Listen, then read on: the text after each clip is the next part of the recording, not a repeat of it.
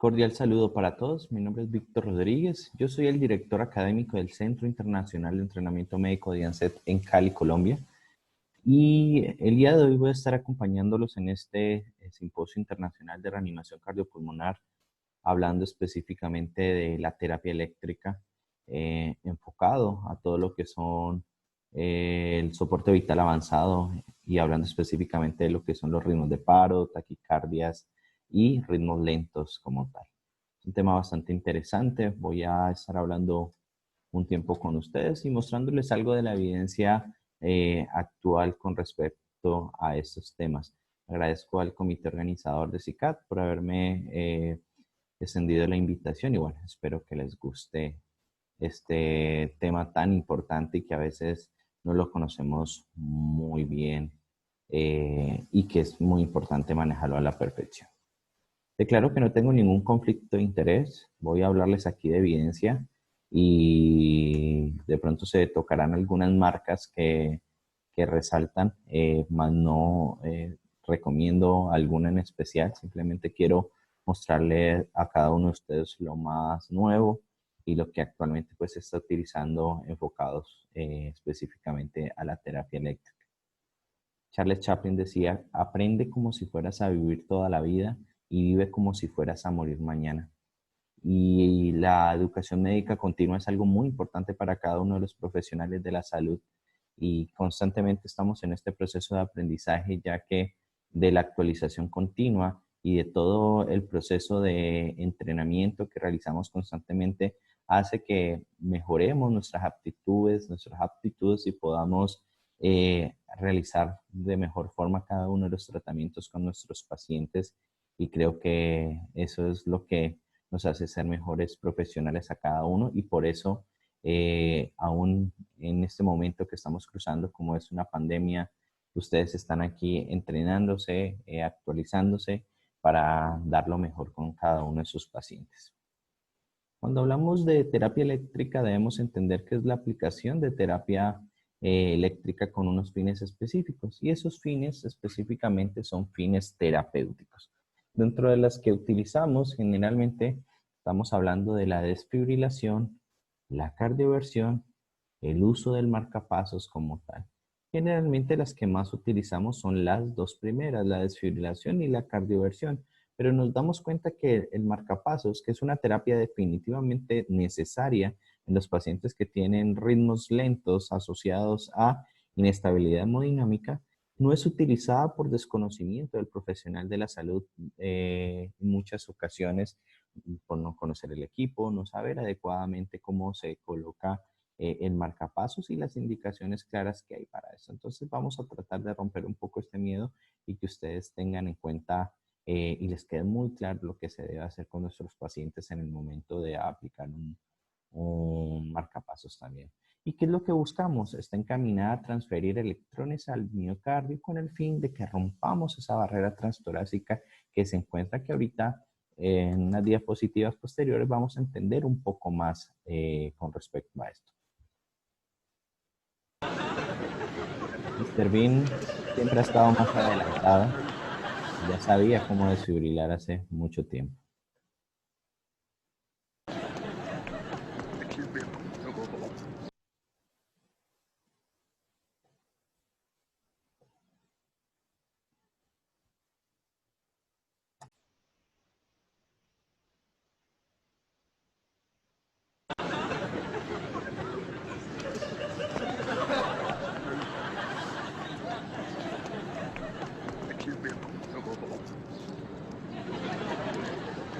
Thank you.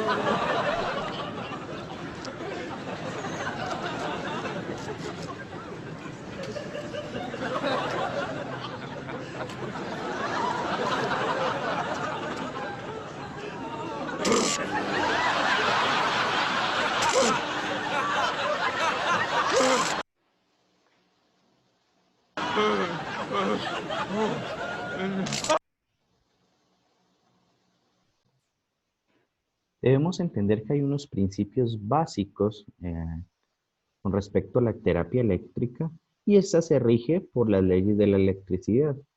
Y es importante que conozcamos términos que generalmente ustedes lo han escuchado y que cada uno tiene un enfoque específico. Entonces, cuando hablamos de corriente, hablamos del volumen de flujo de electrones medidos en amperios. El voltaje es la fuerza que mueve la corriente y pues la reconocemos como voltios. La carga es la cantidad de electrones por tiempos Columbus. La energía es el voltaje por carga Julius, que aquí sería cuando hablamos específicamente de una descarga eléctrica con el desfibrilador, y la impedancia es la resistencia al flujo en ohmios. Entonces es importante que tengan en cuenta eso, y el flujo de electrones es directamente proporcional al voltaje e inversamente proporcional a la resistencia de flujo. Y ya vamos a entender específicamente estos términos más a fondo. Entonces, la desfibrilación es el uso terapéutico de la corriente eléctrica liberada en grandes cantidades por periodos breves. Y a medida que han pasado los años, esto ha venido cambiando y en la actualidad tenemos eh, desfibriladores más avanzados que dan descargas a una menor frecuencia, ¿sí?, de energía, pero que ayudan a romper esa barrera transtorácica muchísimo más fácil. Es importante reconocer algo de la epidemiología con respecto a esto y tengamos en cuenta que por encima de 135 millones de muertes en el mundo son causadas por enfermedades cardiovasculares. Específicamente, cuando hablamos de parada cardíaca, el ritmo que se presenta con mayor frecuencia es la fibrilación ventricular. Por encima de un 65% hasta un 85%, las personas que colapsan súbitamente en la calle presentan este ritmo. Y el tratamiento de esto es la terapia eléctrica con el desfibrilador. Entonces, miren, por eso la importancia de conocer todo esto y que en las calles hayan desfibriladores externoautomáticos para que cualquier persona pudiese utilizarlo. Esto lo vimos en nuestra charla pasada cuando hablábamos específicamente de paro cardíaco. Recuerden que por cada minuto que pasa se pierde de un 7 a un 10% de sobrevida. Entonces, por eso es importantísimo que todo el mundo sepa reanimar, ya que esto impacta en la sobrevida, y cuando hay alguien que hace RCP, esta sobrevida que se pierde disminuye por minuto. Entonces, miren por qué la importancia de que cualquier persona pueda iniciar maniobras de RCP y que ojalá llegue el desfibrilador externo automática para un más disminuir esta tasa de mortalidad, y que ojalá todos los pacientes tengan retorno a la circulación espontánea de manera adecuada y exitosa, que es lo que buscamos con la terapia eléctrica. Hay una historia y es importante que la conozcamos como todo lo que tenemos en salud. Eh, y aquí pues desglosé un poquito diferentes tipos de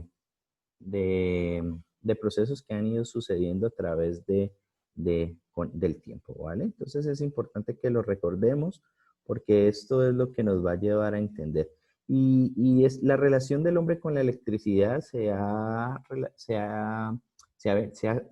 hecho desde hace mucho tiempo, y estoy hablándole de épocas prehistóricas donde ya caían rayos y se tenían contacto con animales eléctricos que se muestran en la historia, las rayas, gato eléctrico, las anguilas, entre otros. Es importante tener en cuenta que en el siglo XVIII se produjo la primera máquina eléctrica, y Galvani publicó dentro de sus estudios una monografía, ¿sí?, donde hacía una relación de la corriente y la contracción muscular cuando estimulaba a las ranas y veía que habían contracciones musculares a raíz de esto. También Beck tuvo el primer reporte de humanos.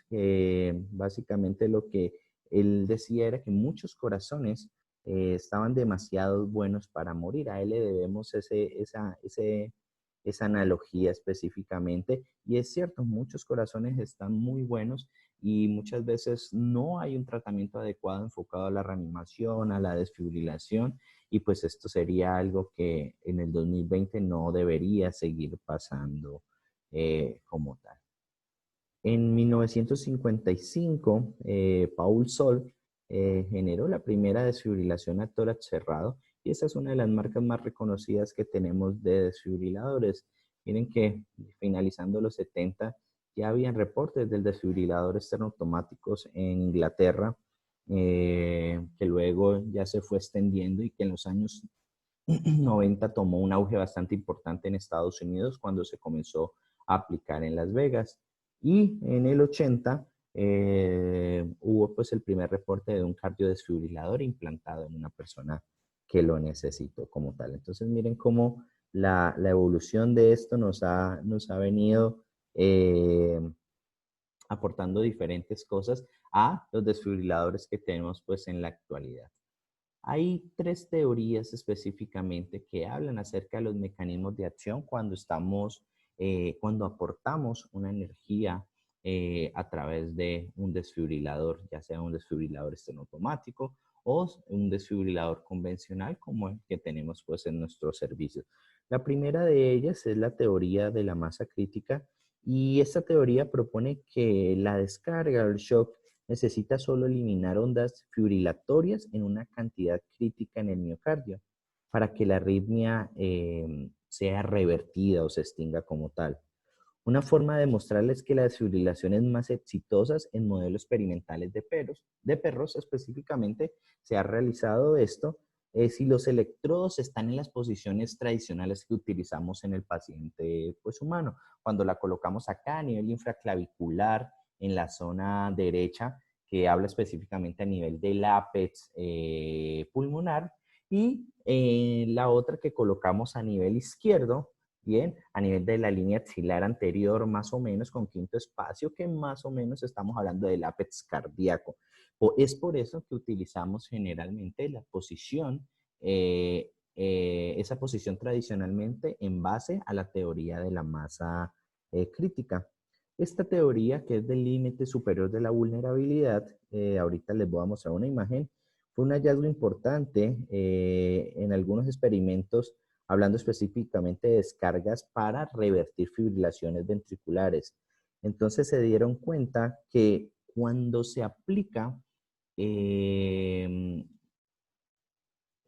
energía más baja, esto genera que se vuelva a generar zonas, ¿sí?, de fibrilación y que la arritmia vuelva a presentarse. Es por eso, y basados en esta teoría del límite superior de la vulnerabilidad, que utilizamos descargas a la dosis más alta que del monitor que usted tenga a la mano. En realidad, en ese momento no se sabe cuál es la descarga indicada y por eso es que se dice que en un desfibrilador monofásico utilizamos 360 y en un bifásico 200 joules, que sería la dosis más alta. Pero hay que tener en cuenta que hay desfibriladores ya bifásicos que vienen en dosis de 360, algunos de 370. Eso va a variar en la marca. Entonces, por eso decimos, coloque la dosis más alta del monitor desfibrilador que usted tenga a la mano. Y la teoría de la desporalización progresiva, que fue una de las teorías iniciales que lo que hacíamos era tratar de romper esa barrera transtorácica y por eso anteriormente lo que hacíamos era dar descargas ascendentes, donde iniciábamos con 200, 300, 360 de manera progresiva, pero pues eso fue se rompió esa teoría a base de la teoría del límite superior de la vulnerabilidad. Bien, entonces básicamente aquí en esta imagen lo que vemos es eso. Entonces, lo que se busca es que hay momentos donde en ese periodo refractario el corazón está más vulnerable y eso pasa incluso en las descargas cuando alguien está tocando a una persona que es desfibrilada. Muchas personas les ha pasado esto, están tocando el pie, no se dieron cuenta que iban a desfibrilar porque no hubo una información con respecto a esto y siempre enseñamos en los cursos que avisemos, ¿no? que digamos, estoy retirado, se retiran, estamos todos retirados y yo que estoy con las palas en el pecho del paciente verifico que nadie esté tocando a ese paciente y descargo para que no hayan accidentes. Entonces puede pasar que dependiendo de justo en ese momento del periodo refractario que esté esa persona, puede que simplemente sienta la descarga, como puede que pueda colapsar, ¿sí? Y su corazón entre a fibrilar. Entonces miren que esto puede variar y es algo que va a ser muy difícil donde yo pueda medir quién es vulnerable o quién no en ese momento. Pero hablando específicamente de un paciente en paro, lo que se busca es estimular ese miocardio afectado con la descarga y por eso lo que hacemos es dar una dosis muy alta, ¿sí? Porque se ha demostrado que dosis bajas lo que hace es reactivar zonas de arritmia y que este paciente pues a la final o se le cree una o no salga a un ritmo de perfusión normal, que es lo que buscamos con una desfibrilación. Importantísimo que cada uno de ustedes conozca las partes del desfibrilador. Y esto sí que es una falla constante en muchos profesionales de la salud que no conocen su equipo y lo vienen a conocer en el momento del paro, cuando tienen a una persona ahí tirada y pues lastimosamente no saben qué hacer con este equipo. Entonces, importante y los invito a que mañana vayan a su centro hospitalario, a su hospital, a su clínica, a su ambulancia y conozca su equipo.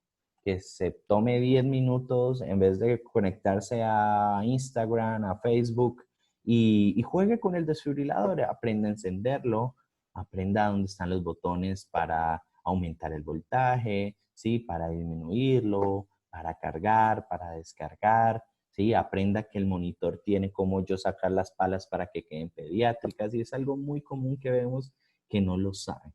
Y esto puede causarle a una persona que simplemente no sea desfibrilada por falta de este conocimiento y entonces eso sería algo imperdonable. Entonces, pues los desfibriladores tienen una pantalla, tiene un seleccionador de energía que puede ser con una perilla o puede ser digital y eso va a depender de qué tan nuevo sea o moderno su equipo como tal.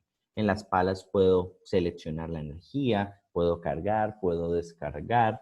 Bien, tiene un botón de sync o sincrónico para yo poder sincronizar en caso de que vaya a descargar de manera sincrónica a un paciente cardiovertir. Tiene un registro de papel que nos puede también determinar y nos queda registrado el momento en que el paciente estuvo en un ritmo específico y cuándo salió al otro ritmo. Muchos de esos tienen también y graban y son cosas que nos pueden servir también en el momento para defendernos en caso de algo legal. Tiene alarmas, tiene selector de derivaciones para aumentarla, para disminuirla, para pausarla, en fin, tiene una gran cantidad de procesos y varios de ellos, dependiendo de la marca y de su avance, tienen el marcapasos, tienen saturación, tienen medidor de capnografía, monitoreo invasivo, entre muchos otros que en la actualidad pues tenemos para mejorar esa actividad. El desfibrilador externo automático pues es un equipo básico que ayuda de una forma maravillosa y que, como les digo, tiene muchísima evidencia que sirven, que estén expuestos en cualquier lado para que cualquier persona los pueda utilizar, porque salvan vidas e impactan en la sobrevida de los pacientes víctimas de paro cardíaco. Anteriormente habían DEAs pediátricos, pero pues si no habían, si no se compraban los DEAs adultos, menos se iban a comprar pediátricos. Entonces, en la actualidad ya los DEAs vienen en uno solo y traen tanto la opción pediátrica como la adulta. Entonces, básicamente lo que trae es algo que se llama atenuador de dosis, que cuando yo coloco los parches pediátricos, él convierte esa dosis pediátrica, adulto, perdón, a una dosis pediátrica aceptable. Y ya vienen incluso algunos con retroalimentación. Esto que ustedes ven aquí se coloca en el centro del pecho del paciente y es ahí donde voy a reanimar y esto me ayuda además de darme un ritmo para poder generar una frecuencia de compresiones entre 100 a 120, también algunos me avisan si estoy comprimiendo a una profundidad adecuada, ¿sí? Como mínimo de 5, y también si estoy dejando de descomprimir ese tórax, que son criterios de una RCP de alta calidad como tal. Hablando pues de COVID, COVID-19, pues muchos pacientes, les decía yo en la charla pasada, siguen y van a seguir entrando en paro. Y no necesariamente tienen que ser por COVID.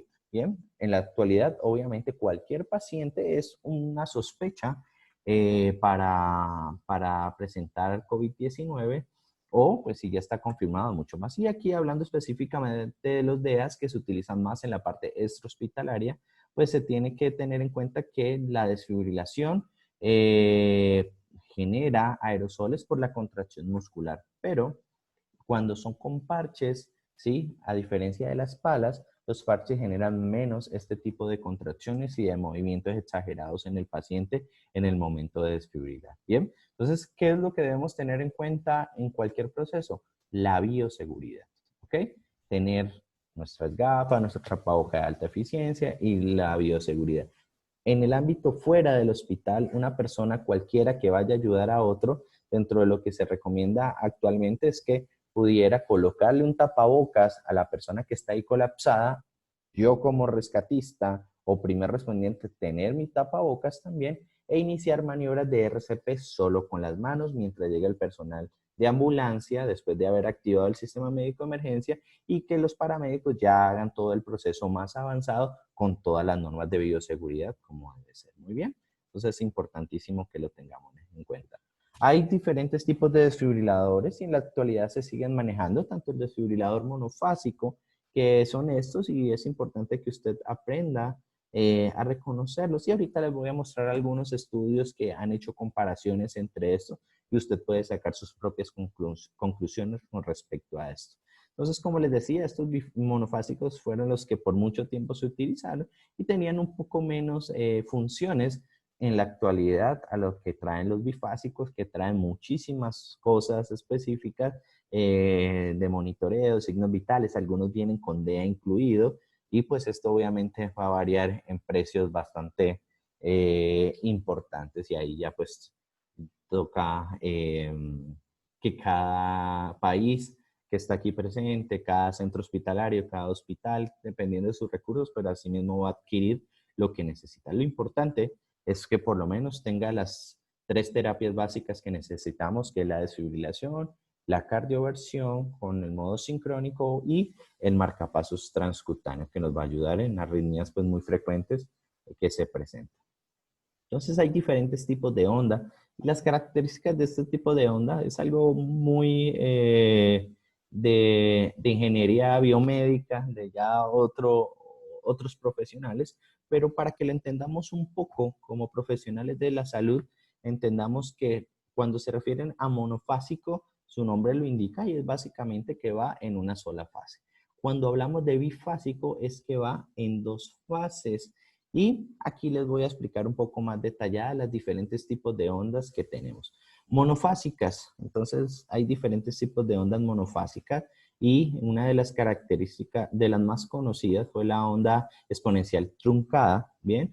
Y lo que hacía esto es que en el momento de la desfibrilación de manera inmediata, ella tenía una subida rápida de esa descarga que recuerden lo que buscamos es romper esa barrera transtorácica, que es todo lo que está del tórax a llegar hasta el tejido cardíaco como tal, y luego caía y descendía de una manera drástica y rápida, ¿sí? Y quedándose así.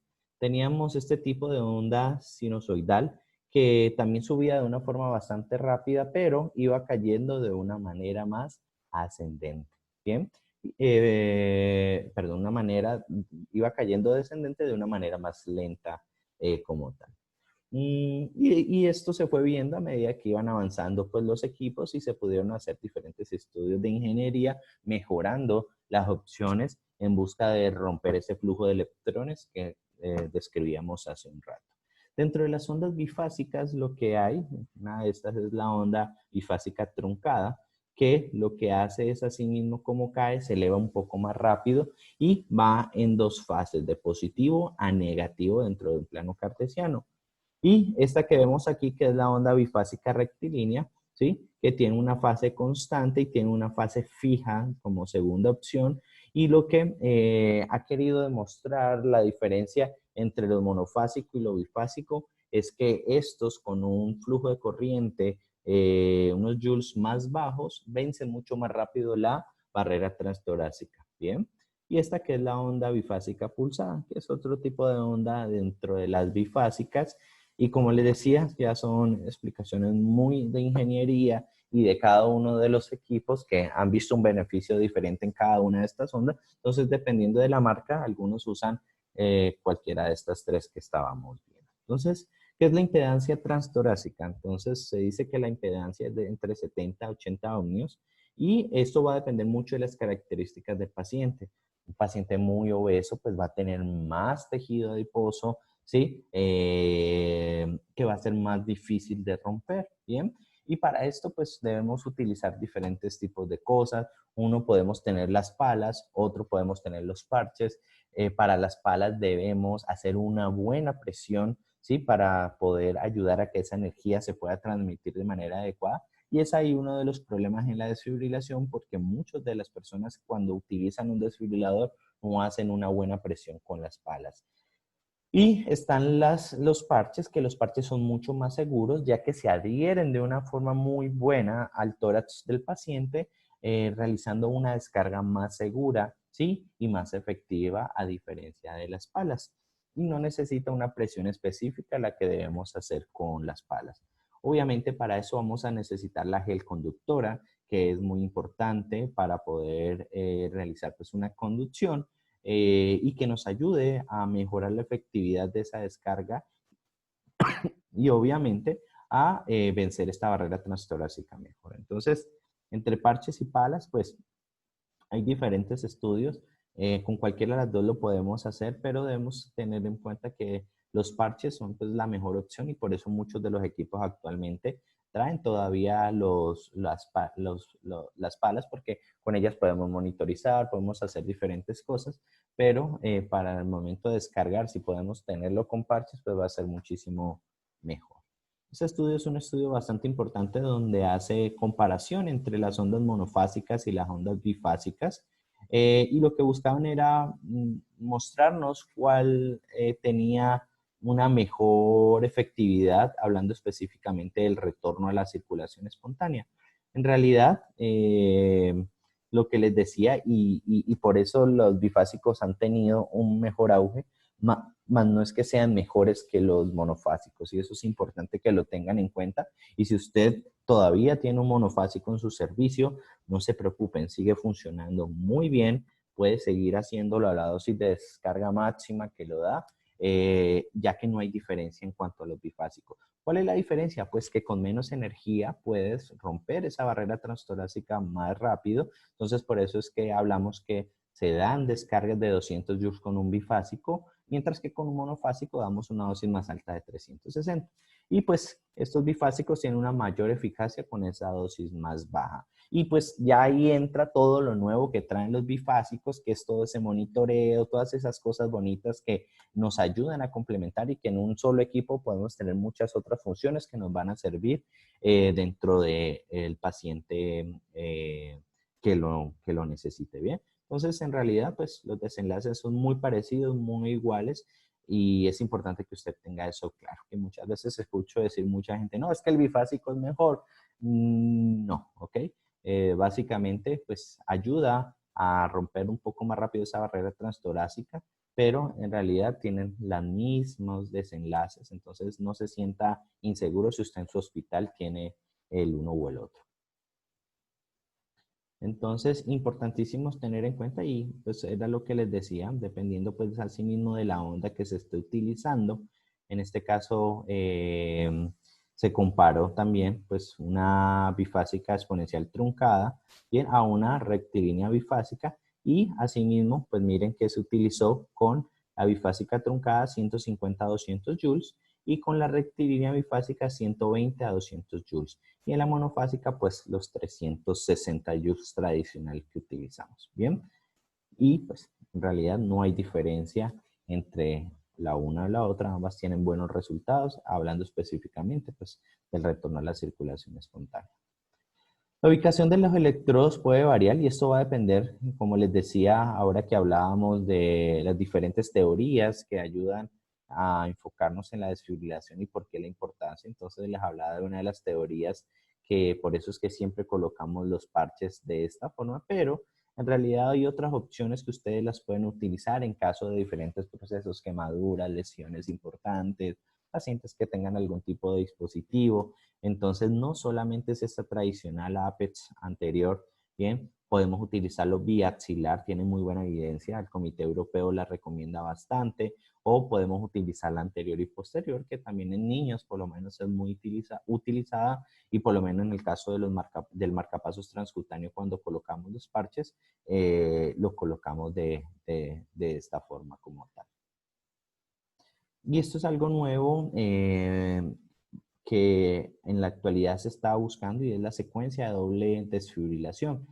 Es algo nuevo en este momento porque se están haciendo muchas investigaciones, pero es algo que ya desde los años 80 hay registro, 88 más o menos estuve leyendo, donde ya se trataba de hacer desfibrilación a doble secuencia, con diferentes teorías de que pues entre mayor energía se iba a lograr despolarizar esas fibras miocárdicas y romper cualquier tipo de arritmia de una manera pues mucho más rápida.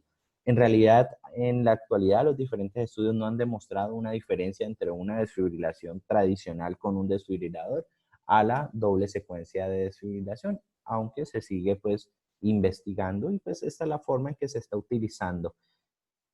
Ahí ya es muy importante que ustedes se adapten a su realidad. Muchas veces no se tiene un desfibrilador, ahora menos se va a tener dos desfibriladores para realizarlo en un paciente. Pero pues es algo nuevo que quise colocarles acá, que se está utilizando. Estas son las diferentes formas de aplicarlo. Hay diferentes tipos de protocolos. He leído que en algunos sistemas en Estados Unidos lo que hacen es desfibrilar al paciente normalmente hasta 3 veces, y luego de la tercera vez inician la secuencia de doble desfibrilación.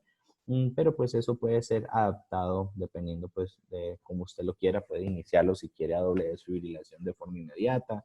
Eso ya va a ser adaptado. Hay muchísimos estudios pues al respecto, y bueno, pues quería traérselos aquí a colación para que vieran cosas nuevas que se están haciendo actualmente con respecto a terapia eléctrica, y hablando específicamente de la desfibrilación. Bien. Pues se dice que los tamaños de las palas y los electrodos deben ser entre 8 a 12 centímetros. Pues hay una mayor tasa de éxito probable cuando son más grandes, porque abarcan un poco más y generan una mayor amplitud en cuanto a la energía, y esto va a generar mayor flujo de electrones con el fin de romper, ¿sí?, todo eso que hay en esa barrera transtorácicas como tal. Y pues hay otros electrodos pequeños también que generan, y pues hablando específicamente en los niños de 1 año a 10 kilogramos. En realidad, en la actualidad se puede utilizar en cualquier edad la desfibrilación. Antes y hace varios años había pues limitaciones en cuanto a los recién nacidos, no se sabía si se hacía o no, pero en la actualidad pues se puede desfibrilar a los pacientes sin ningún tipo de inconveniente. La gel es muy importante. No hay una evidencia específica acerca pues del material, pero recuerden que hay diferentes tipos de gel. Hay para ecografía, hay para electrocardiografía, hay para descarga. Entonces es importantísimo pues que utilicen la indicada, la que se utilice como tal para la descarga. Y esto habla específicamente cuando estamos utilizando las palas del desfibrilador, que necesitan ese gel conductor para poder ayudarnos a pasar esa energía de una forma más fácil, y obviamente pues no generar quemaduras en el paciente. Por eso no debemos colocar sin gel pues las palas. Cosas erradas que se hacen y que vemos comúnmente en las películas, en las novelas, que aplican gel y chocan las palas. Puede suceder que usted no se dé cuenta y sin querer hunda y genere una descarga, y eso lo puede llevar a usted a paro también. Entonces lo que se hace es puede aplicar gel directamente en las palas y pone en el pecho al paciente y lo mueve un poco para ayudar pues a regarla, a esparcirla un poco mejor. Entonces son cosas que ustedes pueden utilizar, porque lo importante dentro de eso es que haya una manera segura pues de utilizarla. Cuando hablamos de parches, pues los parches ya vienen con su propia gel, y pues ya se adhieren de una manera segura y fuerte, entonces no necesita pues la aplicación de esto. Recordemos que cuando hablamos de la reanimación cardiopulmonar, esto es una integración de maniobras, donde hacemos la RCP. Recuerden que yo les hablaba acerca de los criterios de una RCP de alta calidad. Y ahí veíamos pues la importancia de esto. Y la RCP no es exitosa si no está acompañada de la desfibrilación.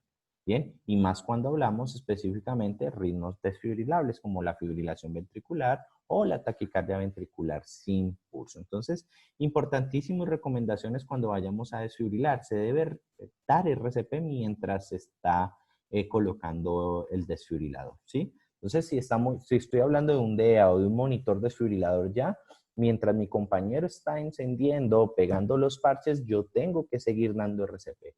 Recuerden que hablábamos de la presión de perfusión coronaria, esa presión de perfusión debe ser constante y recuerden que ella beneficia a la presión de perfusión cerebral, por ende debemos realizar una RCP continua para minimizar las interrupciones, que también yo se las nombraba dentro de esos criterios de una RCP de alta calidad. Cuando hablamos de la fase eléctrica, recuerden que el paro en cuanto a ritmos desfibrilables tiene tres fases. La fase eléctrica, que es del minuto 0 al 5 más o menos, la fase circulatoria, que va del 5 al 10, y la fase metabólica, que va del 10 en adelante. La fase eléctrica, o sea, del 0 al 5 minutos, es la fase donde deberíamos desfibrilarlo de manera inmediata, porque ese corazón todavía está compuesto de buen ATP miocárdico, tiene energía todavía y esa descarga tiene una alta posibilidad de ser exitosa y de llevar al paciente a un retorno a la circulación espontánea. Entonces, por eso la importancia de rápidamente poder acceder a un DEA o a un desfibrilador en nuestro hospital en menos de 3 minutos y ponerlo y descargar a ese paciente de la forma más rápida posible. Bueno, y pues aquí les explicaba específicamente por qué. Hay situaciones especiales que debemos tener en cuenta en cuanto a esto. Cuando tenemos un paciente que tiene un cardiodesfibrilador implantado o un marcapasos transcutáneo, pues no podemos colocar encima de ese dispositivo los parches del desfibrilador. Entonces se recomienda, cuando hablamos del marcapasos transcutáneo, colocarlo 3 a 5 centímetros retirados o cuando hay un cardiodesfibrilador implantado, colocarlo entre 8 a 10 centímetros retirados. Ya vimos hace un momento pues la imagen donde teníamos diferentes tipos de posiciones en cuanto a los electrodos o los parches o las palas que podemos utilizar sin ningún tipo de inconveniente. Hay circunstancias especiales que debemos tener también y hablando específicamente de la seguridad de nosotros y de nuestros compañeros, las cuales debemos contemplar y esto es algo de cuidado, ¿bien? Por lo menos el oxígeno, es importante que en el momento de estar reanimando el que está en vía aérea, cuando yo coloco palas y digo ritmo desfibrilable, voy a desfibrilar, esa persona cierre el oxígeno, bien, bueno, cierre el oxígeno, retire y espere a que se dé la descarga. En realidad hay muy pocos casos reportados, pero se sugiere que por seguridad lo hagamos porque puede haber combustión cuando hay de pronto un escape de oxígeno, se ha dado mucho oxígeno que puede quedar en el ambiente y una chispa que se puede generar en el proceso de la desfibrilación puede generar combustión. Un ejemplo es cuando se hace mala presión con palas. Puede haber escape de chispas y que esto genere combustión. A diferencia de los parches que son más seguros y no tienen una posibilidad menos del 1% de que genere chispa. No pasa en realidad, a diferencia de las palas cuando no se hace buena presión sobre el tórax del paciente. Entonces miren que por eso es importante cerrar la fuente de oxígeno y que muchas personas dicen, y en los cursos cuando entrenamos se ríen, pero pudiese usted ser uno de esos pocos casos reportados donde pase esto. Incluso esa señora que la familiar le subió algo de comer, no sé, un taco, no sé, en Perú alguna comida grasosa, aquí en Colombia tenemos papas calientes o empanadas y eso generalmente tiende a tener mucha grasa, ¿bien? Y la persona tiene grasa alrededor de la boca, justo entró en paro y en ese momento eso también pudo ser un causante de que haya combustión. Entonces miren que son cositas muy mínimas que a veces no tenemos en cuenta, pero pues que pueden ayudar, ¿bien? Entonces recordemos que importantísimo en los niños, ojalá siempre utilicemos un desfibrilador manual, menores a un año e incluso mayores a un año, porque recuerden que los niños la descarga es por joules. Estamos hablando que es de 2 a 4 joules por kilo de peso, máximo 10 joules por kilo de peso.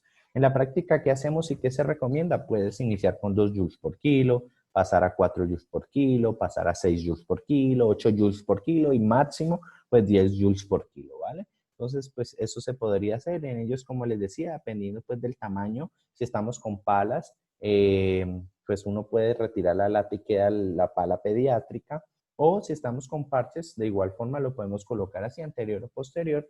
O dependiendo pues ya de la edad del niño, pues podemos colocarlo en una posición tradicional como esta. Bien, entonces es importante que ustedes tengan eso en cuenta y que recuerden estas funciones específicas dentro del desfibrilador.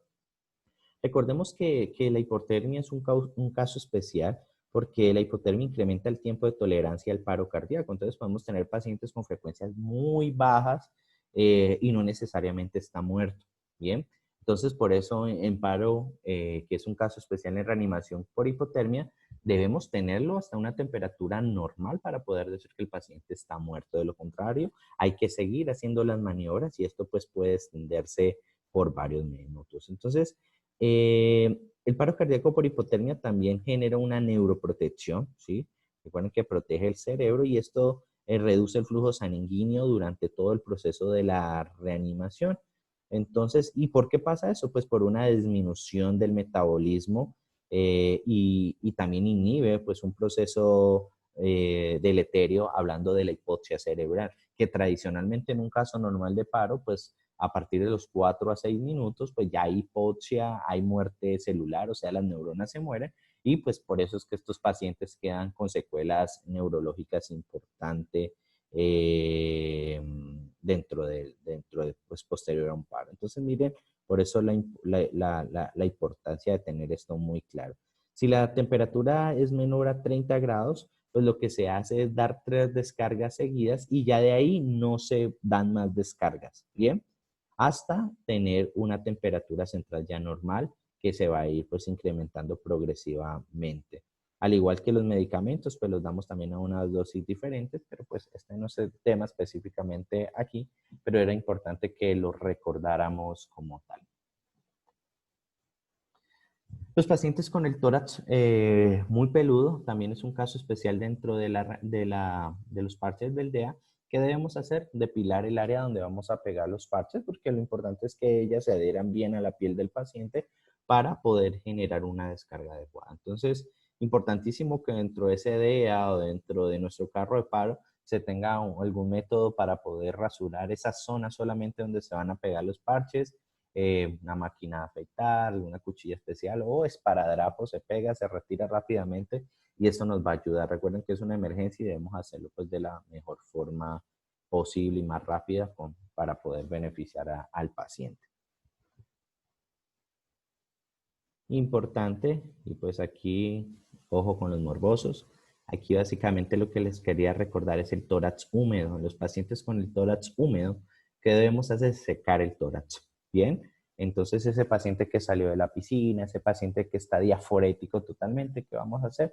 Principalmente pues cuando es agua, vamos a secar también el área del tórax bien, bien, bien, bien. Por eso es importante también tener una toalla en los DEAs o en los carros de paro, secar muy bien el área donde vamos a pegar los parches, porque esto puede generar que no haya una descarga adecuada, incluso en los pacientes con el tórax mojado, que la descarga sea muy superficial, puede generar quemaduras y pues no va a generar una descarga adecuada como lo necesitamos hacer. Entonces es importantísimo secar muy bien los parches, el tórax, perdón. Pacientes con parches de medicamentos en algunas zonas del tórax donde puede ir los parches del DEA o la paleta. ¿Qué vamos a hacer? Vamos a retirar el parche y vamos a limpiar muy bien la zona. No se coloca encima de esos parches, puede generar quemadura y puede generar descargas inadecuadas, ¿bien? Entonces siempre lo vamos a retirar, vamos a limpiar ese área y pues vamos a proceder al procedimiento. Las mujeres embarazadas sin ningún problema podemos desfibrilar, ¿bien? Hay que tener en cuenta en ellos la desviación uterina manual que se realiza. Esto es una técnica que se utiliza algunas veces.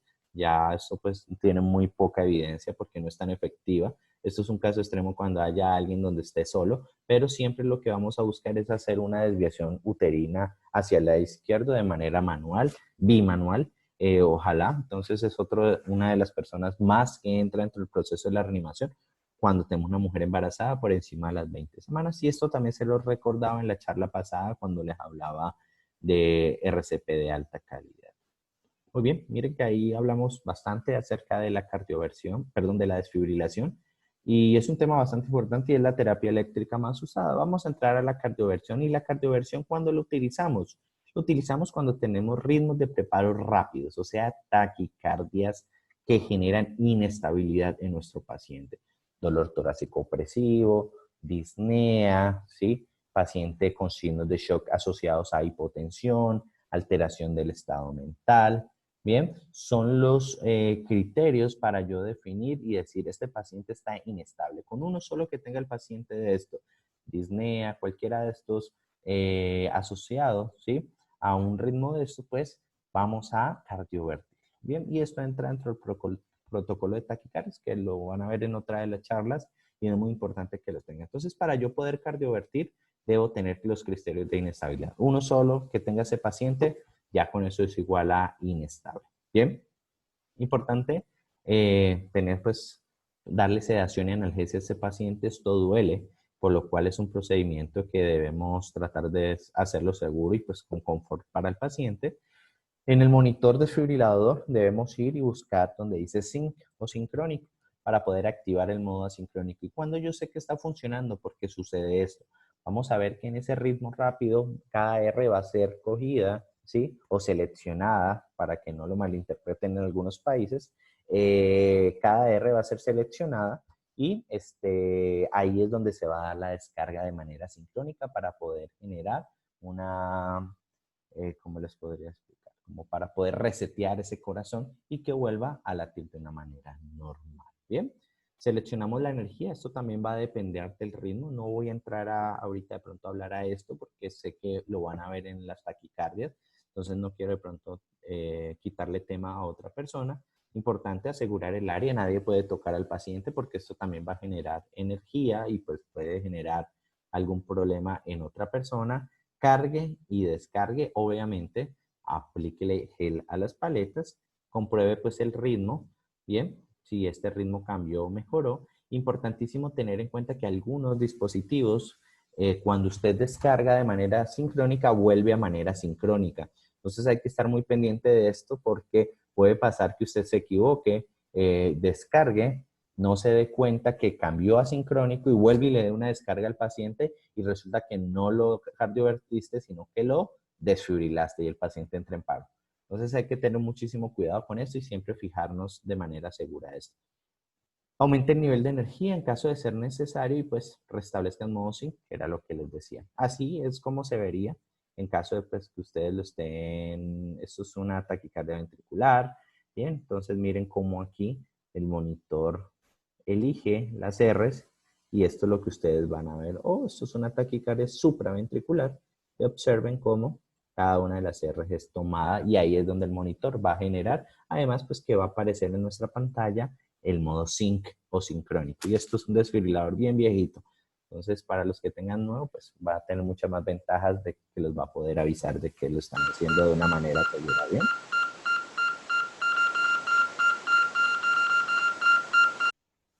El marcapasos transcutáneo es otra de las terapias y esto lo utilizamos cuando hablamos específicamente de los ritmos de preparo lentos, o sea, los bloqueos cardíacos. Recordemos que los bloqueos cardíacos se dividen en bloqueo de primer grado, el bloqueo de segundo grado, que se divide en MOVITS 1 y MOVITS 2, y el bloqueo de tercer grado o bloqueo completo.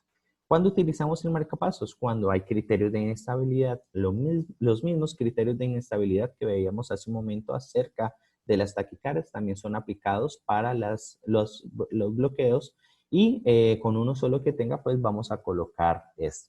La gente le tiene mucho miedo a esto y esto lo he notado en cientos de cursos que damos de reanimación avanzada y no lo saben manejar. Y de nuevo vuelvo y los invito a que conozcan su equipo. Esto es una terapia que si usted sabe muy bien el protocolo, lo puede hacer de una manera muy segura y efectiva para el paciente y para usted, obviamente. Entonces, no la dejen a un lado porque esto le puede salvar vida. Recuerden que esto es el marcapasos transcutáneo es una medida transitoria porque a la final estos pacientes van a necesitar un marcapasos transvenoso Pero es importante que ustedes conozcan. Primero, que cumpla los criterios de inestabilidad. De igual forma, vamos a sedar al paciente y a colocar analgesia.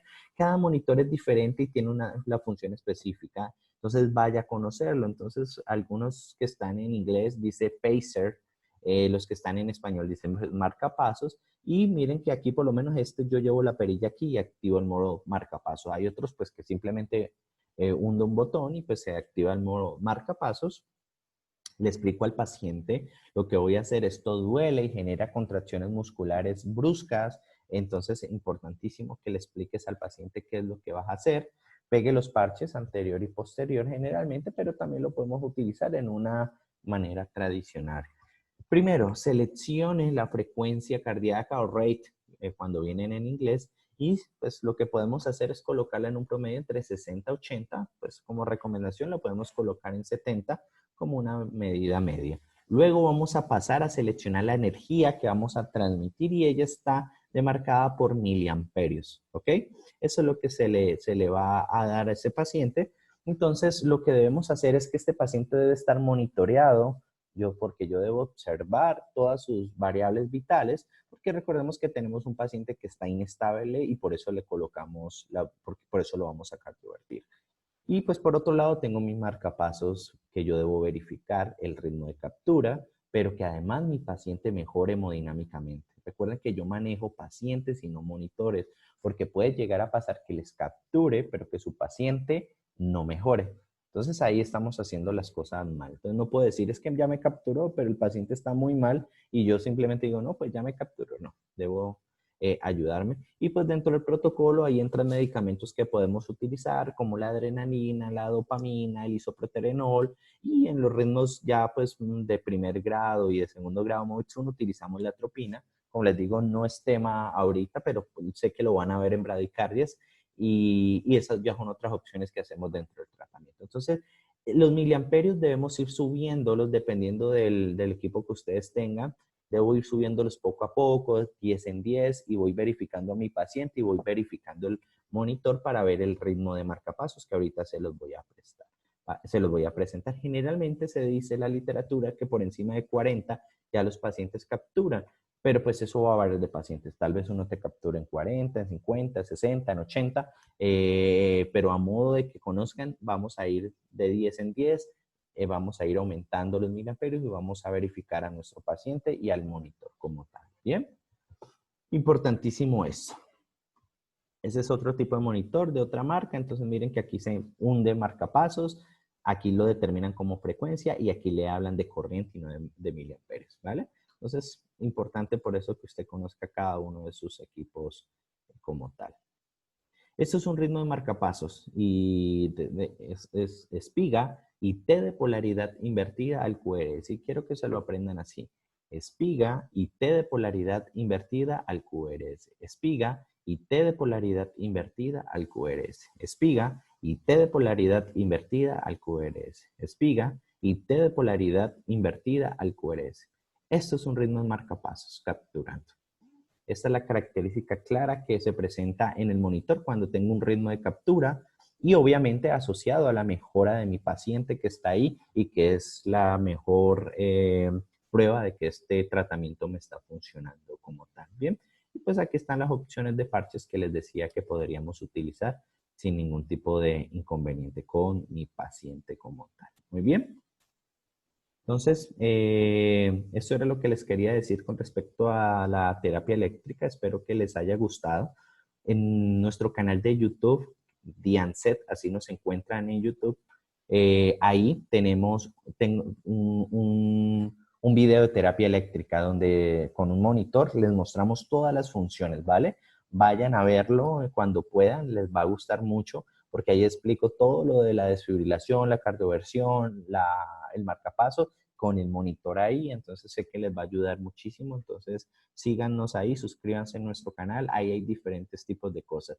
Y de nuevo los quiero invitar a que nos sigan en las redes sociales como Dianset, publicamos mucha evidencia y muchos tips en medicina, y nuestro congreso CIUMED, que lo van a poder ver desde cualquier parte del mundo. Vamos a tener más de 20 ponencias de más de 20 profesores de más de 10 países y va a estar muy bueno. Y tiene muchos tópicos en medicina enfocados a la medicina prehospitalaria, medicina de urgencias, medicina crítica y de cuidados intensivos. Entonces, con esto me despido. Agradezco mucho su atención, agradezco el tiempo pues de escucha que me han brindado. Espero que les haya gustado mucho esta charla, que hayan aprendido cosas nuevas y recuerden que capacitarse hace la diferencia. Nos vemos en una próxima oportunidad. Hasta luego.